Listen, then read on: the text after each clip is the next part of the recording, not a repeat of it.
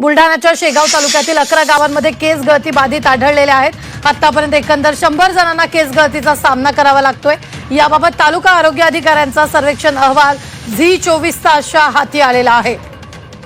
या संदर्भात ताजे अपडेट देत आहेत आपले प्रतिनिधी मयूर। मयूर, नेमकं या अहवालात काय आहे? रुबीना, आपण जर बघितलं की कालपासून आपण दाखवतोय केस गळतीची ही बातमी। याच्यामध्ये आतापर्यंत 51 रुग्ण आढळले होते, मात्र प्रशासनानं याची दखल घेत गावोगावी त्यांच्या टीम पाठवल्या आणि हा गोषवारा तयार केलेला आहे।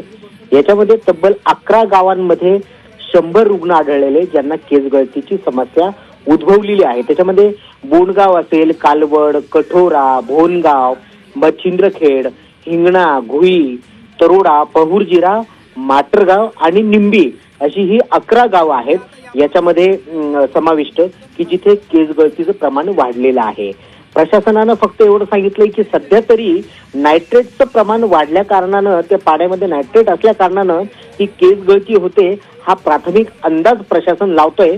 मात्र अजून जी स्किनचा जो टेस्ट केलेली आहे त्याचा अहवाल यायचा बाकी आहे। रुबीना, निश्चित धन्यवाद मयूर ताजे अपडेट देण्यासाठी। मात्र ही धक्कादायक बातमी आपण पाहतोय आणि अहवाल झी24 तासच्या हाती लागलाय।